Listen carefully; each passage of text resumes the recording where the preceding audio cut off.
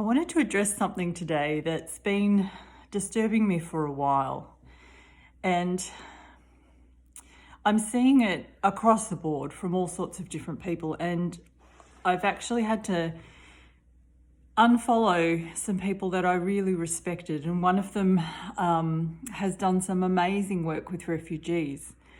But when I saw him belittle people's feelings of an abuse of power, or people's feelings of alarm, red flags going off, and feeling like my rights aren't being respected, our rights as a group aren't being respected.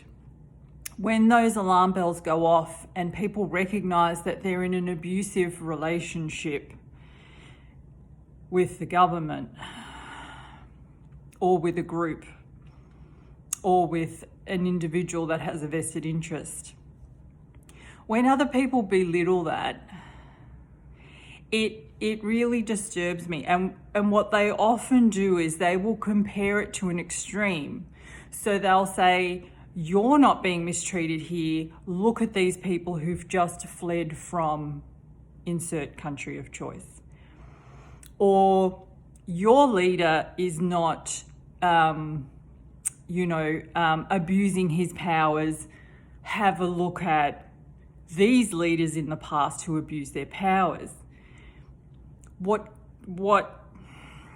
really doesn't sit right with me about that, it actually doesn't sit right with me at all, ever, across the board, saying to somebody who feels like they're being mistreated, no, you're not, because have a look at this, and this was worse.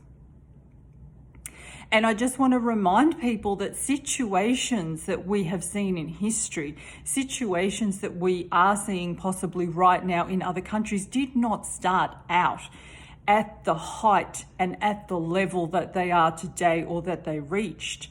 They started small. People started following and believing and giving their vote firstly, and then various powers away voluntarily, always at the start, for the greater good, for a picture they were sold, for a vision that they believed was better than what they were living in. It didn't start off this way. And just to bring it back to a really simple and very personal example that I hope many of you can connect to if you can't connect to what I've said so far.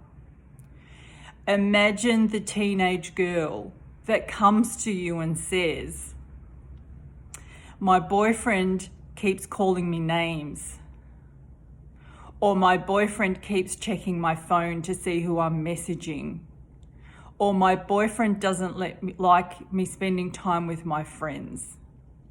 Are you going to turn around to her and say, well, that's not abuse? I mean, that's nothing. Like, there are women right now who are being beaten daily. There are women who've been so isolated from every member of their family and every friend they've ever had that they don't even know how they could ever leave. So what are you crying about? What are you whinging about?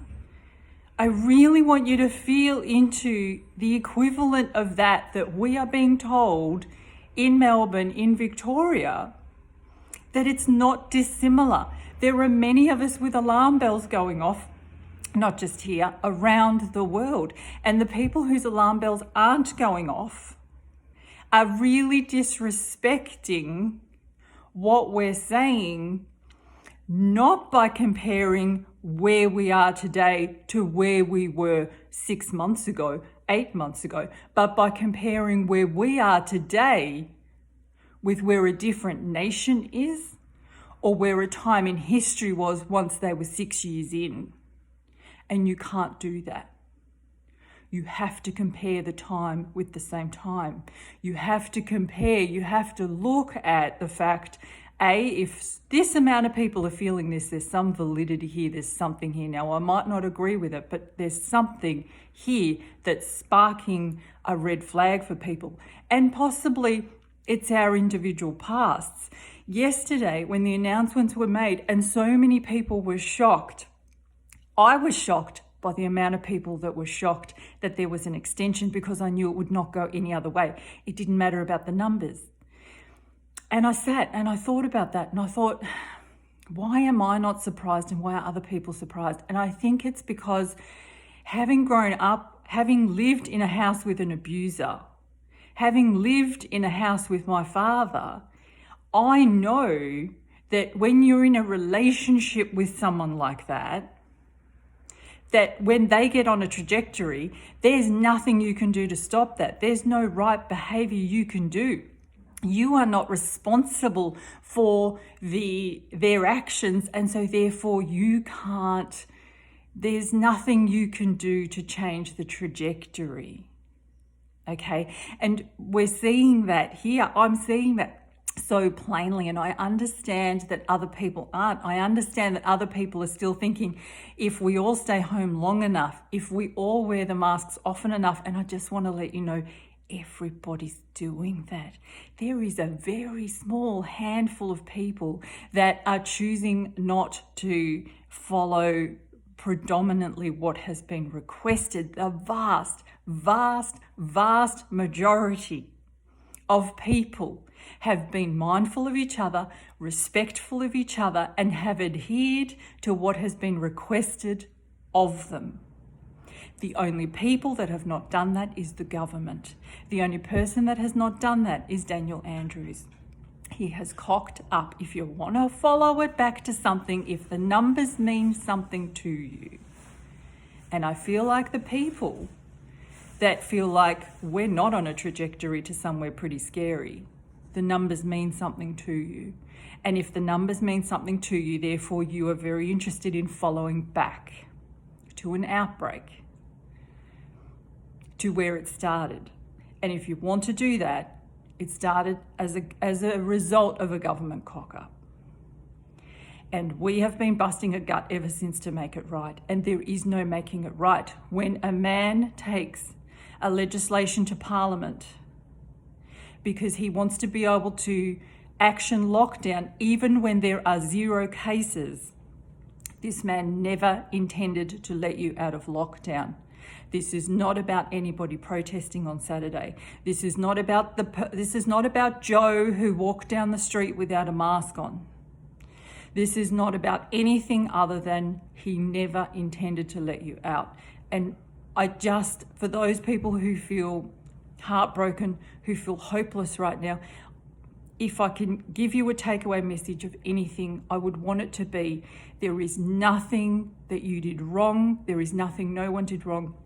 There is nothing that we can do in the behavior we're currently doing to change the trajectory. So we need to look at changing our behavior. There are things we can do. Please don't be disheartened. Please don't be despondent. There are things that we can do. But currently, the way it's been handled will not change the trajectory. And please, please stop comparing. Please stop saying that, because this is why so many people go through life thinking my abuse wasn't valid because it wasn't as bad as that. My experience of fear is not valid because it's not as bad as that country. My concern with where we're going is not valid because we are not China yet.